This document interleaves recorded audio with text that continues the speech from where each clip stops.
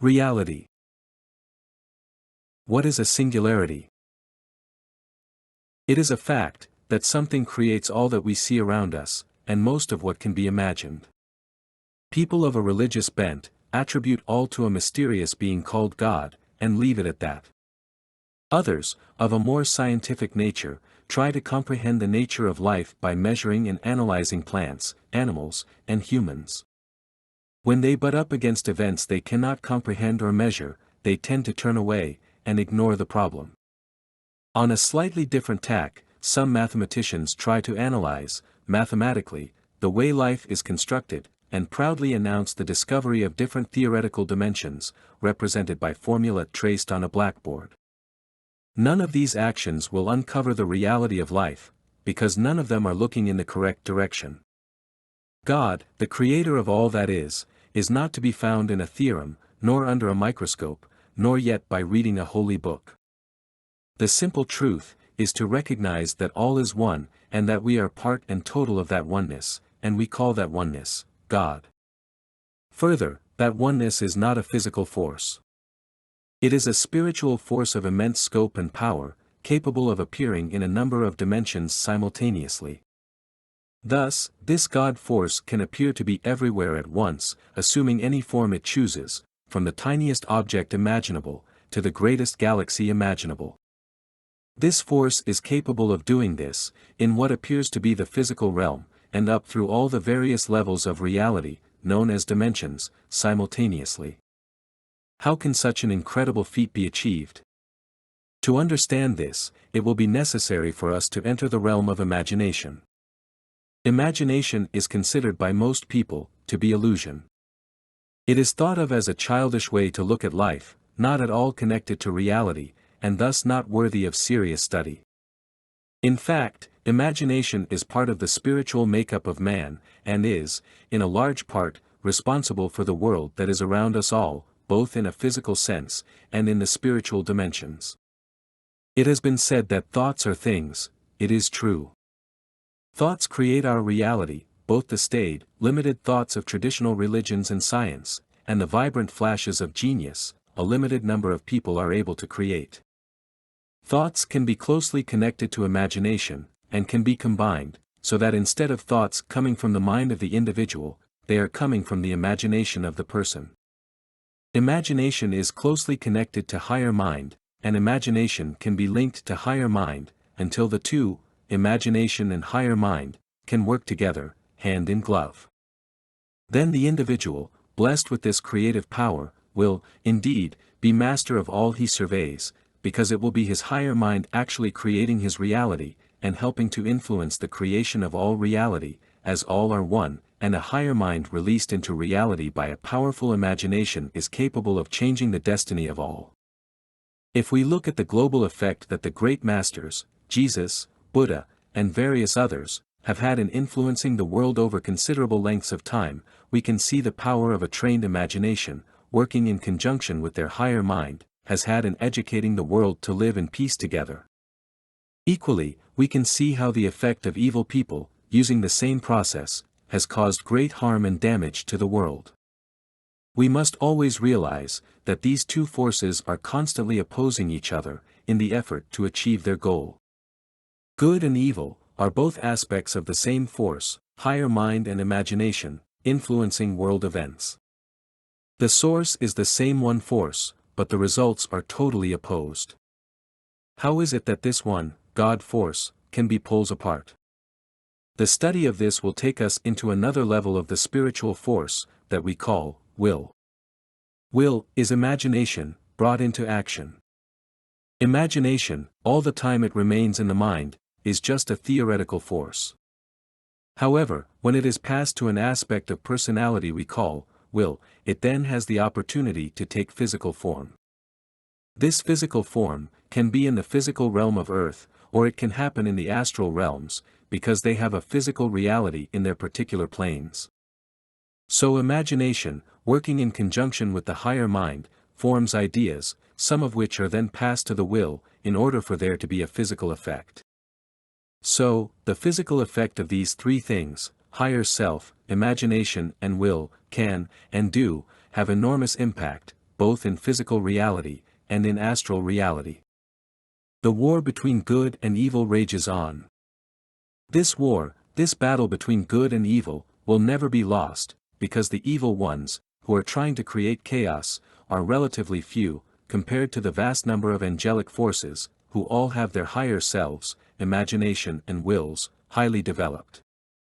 This positive energy, pouring into the astral realms, takes time to reach physical reality, so the evil ones, who operate directly in the physical plane, seem to have a free hand, but rest assured that, as and when the positive energy reaches the physical plane, it will negate the negative forces, and peace will come to earth.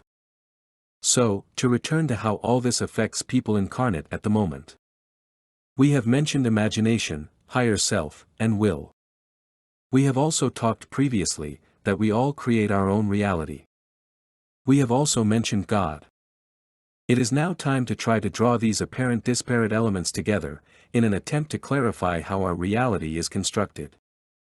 We have mentioned, that the force we call God, is an invisible, spiritual force. God is the force that has created life, but it has created just one life. Everything that has existed, is existing, and will exist in all the various dimensions of reality, is created by this single, spiritual force we call God. This being so, this single force is entirely neutral, without any knowledge, aim or ambition. It is just a force, that has always existed, and always will, and it is alive. It is the only thing that is alive, in the whole multiverse. But, over countless billions of years, measured in Earth time, this force we call God, in a way that not even the most knowledgeable of us fully understand, a change occurred, and this life force was endowed with self-awareness.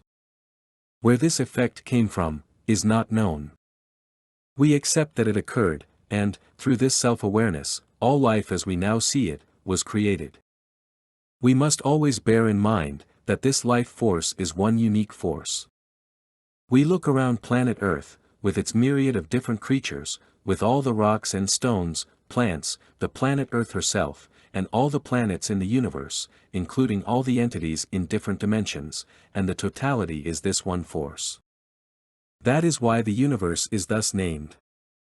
It, and all the entities associated with it, are one. But, we must now consider why there appears to be so many separate, disparate elements to reality. If all is one, it would seem to be logical, that everything would be one huge object, planets, plants, people and animals, would be one huge mass, but, clearly, this is not so. It is obvious to the naked eye, that each and every object, from a grain of sand, to the universe itself, consists of countless separate elements. We must search for the cause of this dichotomy. The search will take us into another area, called consciousness. Everything in the universe is alive, and is conscious.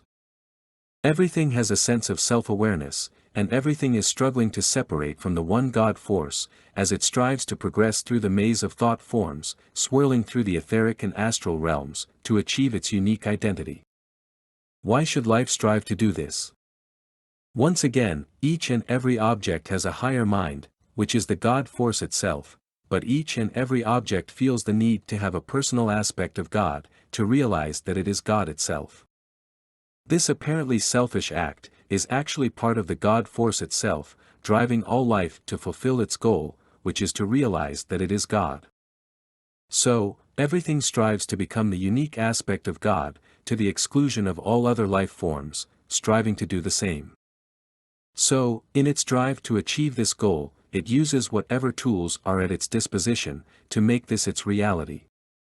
The tools that everything has at its disposition are, higher self, imagination, and will. This being so, every object, whatever its shape or form, whatever dimension it lives in, is doing all that it can, to be the unique representation of God. Thus, the higher mind, using imagination and will, creates a reality that it considers to be the best representation of the God force that it can. Whilst each and every entity, from the smallest to the largest, realizes that other entities also exist, its will, its ego, drives it to be the one unique holder of the God force. Now, once it was realized that this egocentric drive was happening, a group of archangelic beings were charged with assisting all life in this drive. We call the archangelic beings the directors of life. It was explained in previous messages that the directors of life controlled a singularity, a particle of matter, that helped create people's reality. Although, in principle, this is so, it is not exactly true, because this particle is the God force, which is not physical. A physical force was described, in order to illustrate the point being made. Now is the time to be more explicit. This particle is actually the God force. However, this particle does not play an active role in the construction of reality, as was explained. It is true that the God force is everyone's higher self, all life, not just humans, but it is not actually true that it is flashing about, creating the illusion of all life. Once again, this was used to demonstrate a concept, in an easy-to-understand fashion. Mention was made earlier of consciousness. Consciousness works in conjunction with higher self and imagination. In our quest to realize self-awareness, our oneness with God, we use our higher mind, our imagination, our will, and our consciousness, to create a unique world in which we live. Each and every person creates his own unique reality, as was explained in earlier talks. Now, we must address, what is the particle flashing about creating our reality? Quite simply, it is our consciousness. So, consciousness is life, and life is God. As we all have consciousness, it is every object's consciousness that creates its reality, no matter what it is, from a grain of sand to a galaxy. It is considered that man is the most aware of God's creations, whatever dimension he is living in, so the directors of life devote a lot of their attention to helping man in creating his reality. Many people have now realized that the creation of reality is actually an illusion. This statement is both true and untrue. It is true that, because each and every one creates his own reality, it must be a form of illusion, but, at the same time, for the person who has created this reality, it does appear real. However, as we progress along the path to understanding what reality is, we start to realize that we are, in fact, creating a reality that serves us at the time, and for that moment, but that reality changes constantly, as our awareness of what is, and what is not, alters. So, we realize that all is real at the moment that we experience it, but it is not total reality.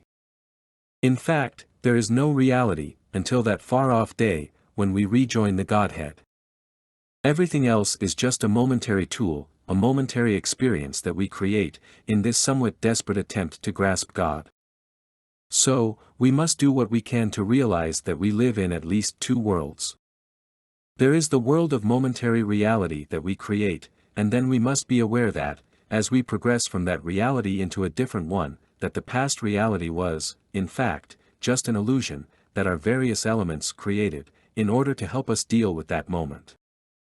Then, we create a new reality, and grasp that also, before it slips away, to be replaced by yet another temporary moment of created reality. This goes on almost eternally, from after our incarnation is finished here on earth, until, as was mentioned, we rejoin the God force from whence we came. However, nothing is wasted. All those temporary realities that came and went, are fed into the God force, that is our higher self, and all life benefits from the experiences. This is part of the nature of creation, the divine interplay of forces like an ocean, the waves rising and falling, as each wave of creation, seeming so real, crashes onto the beach, to be replaced by another, following close behind. Just as the waves of an ocean are endlessly created and destroyed, so our realities come and go, one after another, leading us on to perfection, through imagination. Reality, finally replacing imagination. Parallel universes. It is a fact, that all life is moving forward to perfection. That is the nature of life. Nothing remains stationary, so life is in perpetual motion, either moving forwards towards growth, or backwards towards elimination. The archangelic beings, the directors of life that control life, do their best to propel life forward towards perfection, because a momentary lapse of attention on their behalf would permit the elements also propelling life towards corruption to gain entry to that life, and some form of disease would be introduced that would cause the extinction of that life. As the directors of life, trying to propel life towards perfection, cannot achieve this end without assistance, a plan was created to assist them. This plan, we call parallel universes. This term is not exactly correct, as universes do not actually exist. There are no universes. There is nothing, beyond the life force that all things have, that enables them to exist. All life is one, so all different forms of life are one unique life force. Equally, as universes do not exist, there cannot be endless universes, to which life can move to. There can be no endless planes of existence, into which life can travel. There is only one life, therefore, only one level of life. All else is illusion.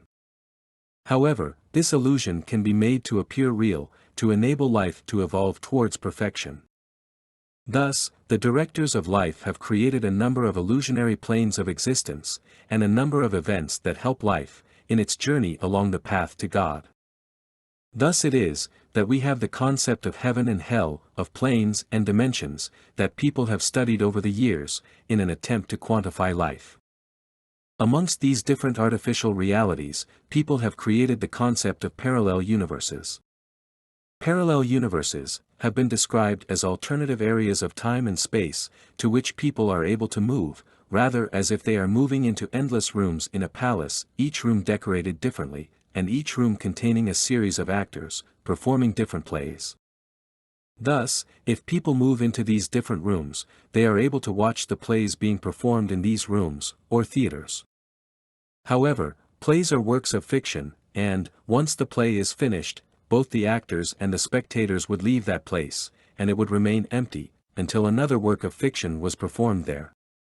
In a similar fashion, people feel the need to explore these rooms, and observe the play being performed. Once the performance terminated, the spectator, who was observing the play, would have the choice either to remain in an empty room, or to move to another room, and watch another performance. These rooms, these theaters, would continue endlessly, presenting a never-ceasing variety of plays, each one slightly different from the previous one. These rooms are called universes, but all they are areas of life, in which actors are performing fiction, presented as fact. The changing scenery, the coming and going of actors, each one playing his part so well, that the observer, you, member of the public, would be caught up in the performance and believe it, laughing and crying, as the actors perform until, at the end, the curtain closes, and that play ceases. However, it is fiction, so well presented, that we accept it as real. Artificial life, presented as reality.